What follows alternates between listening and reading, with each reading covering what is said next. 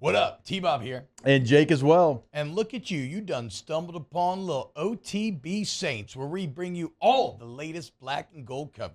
Who are the Saints going to draft? Who's going to be their quarterback? What does the salary cap look like? All that information and more. Hope you enjoy it. Like, subscribe.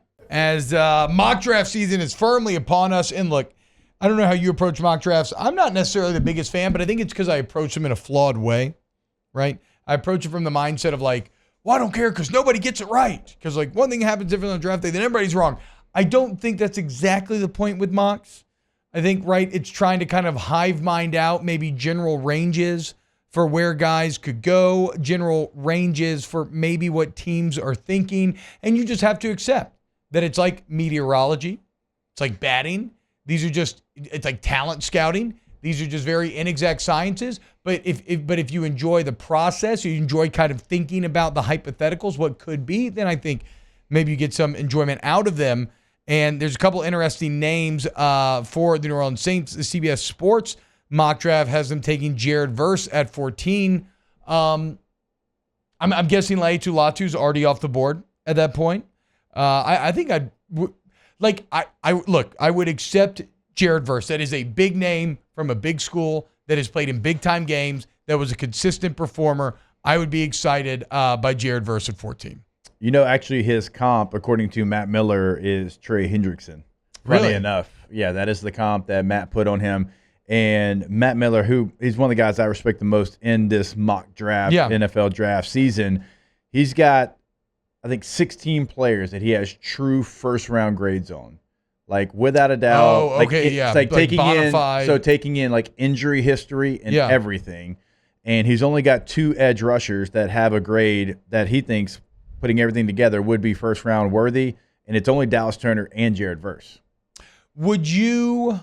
So Jared Verse, like I said, I think people would be happy with that. I don't think that would upset the nation. 18, 19 sacks in his 2 seasons at Florida Really? State. I didn't even know the number got that high. I mean, and that's coming from Albany, where, you know, the first year, obviously it's a transition and you're trying to figure out how to play within that league. And you still balled you were up. dominant in a lot of ways. And then this year, you certainly were unblockable at times. Well, and then also, again, you know, it just feels like more of a known quantity than your Peyton Turners or your Marcus Davenports or your kind of project guys. Like, look at Brian Brzee, known quantity, major school, on-field success. Look at how all that translated to the league. I'd be down for that. The other mock from NFL.com, and Dan Jeremiah has the Saints going J.C. Latham at 14, the Alabama offensive tackle. I don't know Latham as much in terms of his film. I know the Alabama offensive line really struggled early on, got much better later. I know Proctor kind of struggled and got better.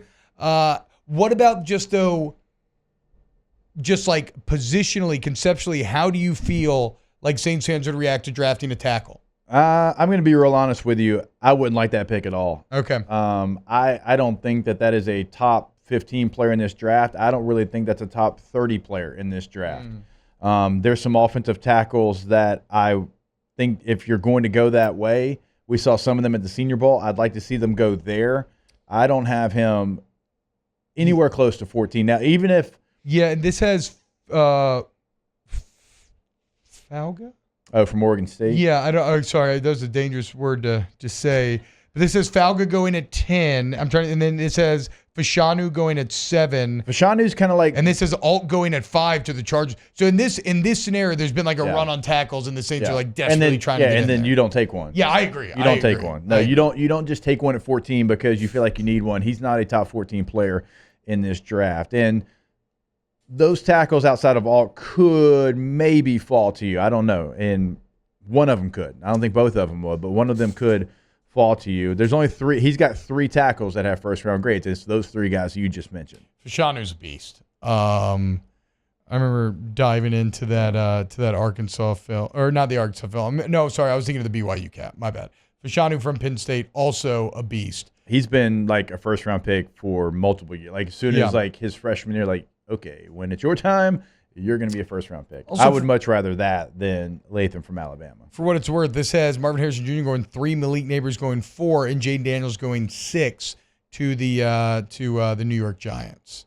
It is the May. But then, look, the other mock has Jaden Daniels going 2 overall. Yeah. It seems like quarterback is going to be 1-2. It's just which quarterbacks will it be out of the Williams, Daniels, May big three. The combine starts next week. The player that I think more than any player across the country that's going to improve his draft stock in Indy is Brian Thomas Jr. I think he's going to blow people away. So look forward to it. Draft season. Wow, just amazing black and gold takes right there, Jake. I don't think I've ever heard any takes that are better than the two guys that just gave you that take. And you can keep getting them by going ahead and liking, subscribing, ringing the bell to get notifications when we post. Have a great day. We'll see you on the next OTB Saints.